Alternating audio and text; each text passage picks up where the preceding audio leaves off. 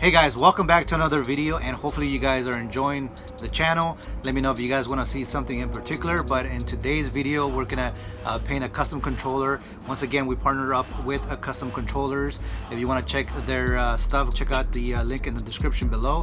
They have pretty cool things, and I'm part of the roster of artists that they have. So in today's video, we're gonna do a Chucky horror type design, and we're gonna get the controller all bloody, and that's gonna be a cool little process. So let's go ahead and get started.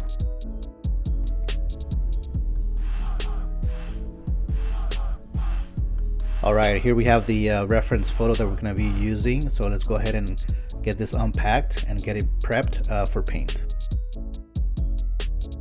All right, I'm using my trusty handmade little orbital sander using a toothbrush. I went ahead and sanded everything off and got it all nice and cleaned, and then came back and gave it a final wipe with a little bit of alcohol to remove any oil that's on there. Even though the controller is already white, I want to lay down a coat of white paint, and I'm going to be using a little bit of autoborne sealer and a little bit of white, and repainting the whole thing, because I don't know what kind of oils are on here or what kind of material it is. So I just want to make sure that everything really sticks on there. This is the reason why I'm using autoborne sealer, and while I'm at it, I am applying the white color. This way I know for sure it's completely white and not, you know, like off-white or something. All right, I went ahead and borrowed my brother-in-law's toothbrush, so I'm gonna go ahead and paint the blood on there, and I'm just dipping the brush onto the paint and getting as much as I can on there, and kind of flicking you know, the bristles, so we get, you know, random splatter on the paint. I'm just gonna go ahead and rinse it off and put it back in his drawer. All right, it looks like we overdid it with the paint, so I'm going to use a little bit of that little puddle that's up there, and dipping my brush, I'm going to use that paint to write down the letters, or brush on the letters. So I'm trying to utilize all the paint that's on there. This way when we go to clear the entire thing, there's not a big bubble on there, and I'm trying to utilize as much of that paint as possible.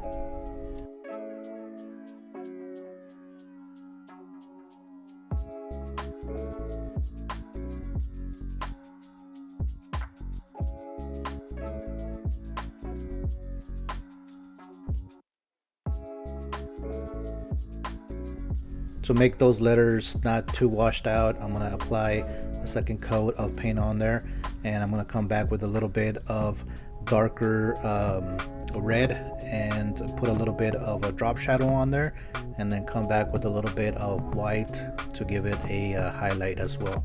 This way it's not too plain, and it looks like we have a little bit of effort going into it, so it looks pretty good. And yeah, let's keep going. All right, I think it's looking pretty good. It looks like someone had an accident, and that's the way we want to have it. So let's go ahead and protect what we have done so far, and we're going to do that by clearing everything all together, and then coming back and applying the character after we have cleared it. This way we can protect whatever we've done so far. After applying a lot of paint, the thickness of the paint tends to create a bubble surface, so I'm trying to utilize the clear as a substitute. So I'm trying to fill you know, the negative space, and I'm gonna sand down the high spots. This way when I come back and apply the character and the additional clear, it'll be nice and smooth at the end.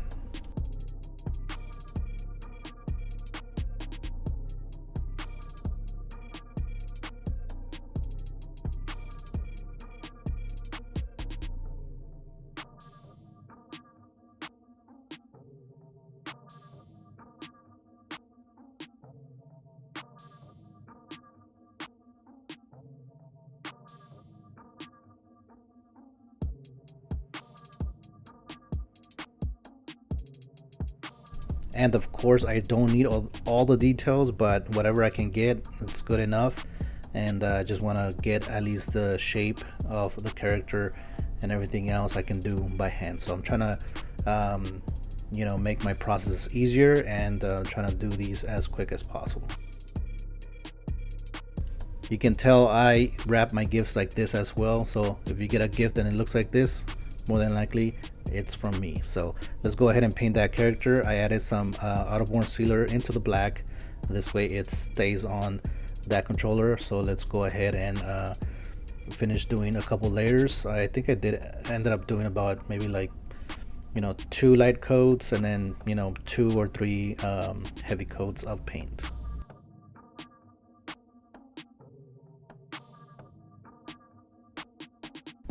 Alright, now we got to remove the stencil, and this was a little bit of a tedious process because there's a lot of details on there, so I had to take the time to remove all of those and made sure that nothing was left behind, because otherwise it tends to create more problems down the road. So okay, looks like it came out pretty good. That's all I need. I just need the basic shape, and if I need to add anything else I can do that later on with the brush. So all the paints that I use are acrylic based and they're water based, and this case it's the same, but we're using airbrush paint. Obviously it's a little bit thinned out, so it allows me to layer my coloring and my my different highlights and shadows and stuff like that. So I kind of like using that when I can to give it more of a 3D look, if you will, but of course using airbrush paints on, like, let's say on a black surface, you're not gonna get the opacity that you want or the coverage, so you have to put down white. So that's the only drawback about using really watered down paints like that. So but overall I think it's looking pretty good.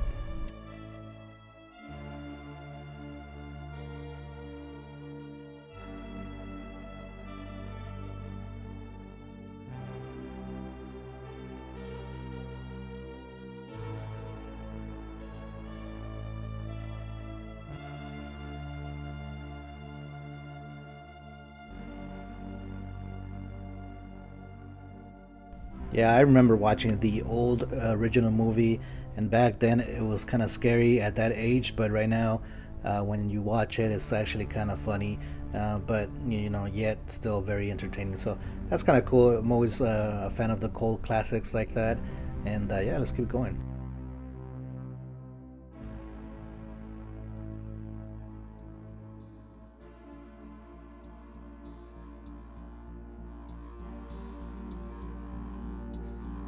What's creepy is watching some of those YouTube videos where dolls are moving by themselves, and you see some things in the background and stuff like that. I always like watching those whenever I have free time. So I don't know, I love scary stuff. So let's go ahead and finish off the details. I'm gonna come back here with a little bit of black and then just fill in some of those areas that need to be fixed, and I think we should be ready to clear this.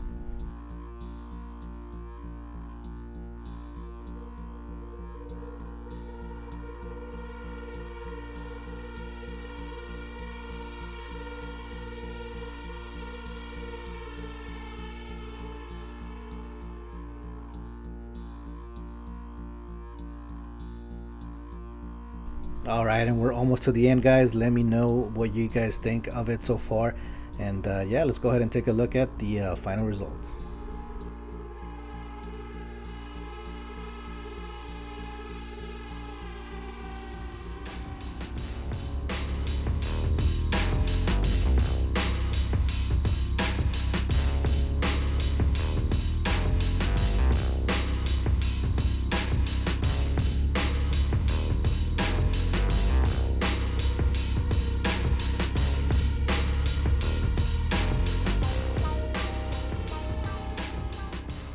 Alright, hopefully you guys enjoy the process of this particular controller.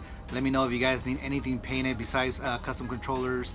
We do just about anything, and we can do merch as well. So hopefully you guys are enjoying this channel, and I'll see you guys on the next video. Take it easy for now. Bye bye.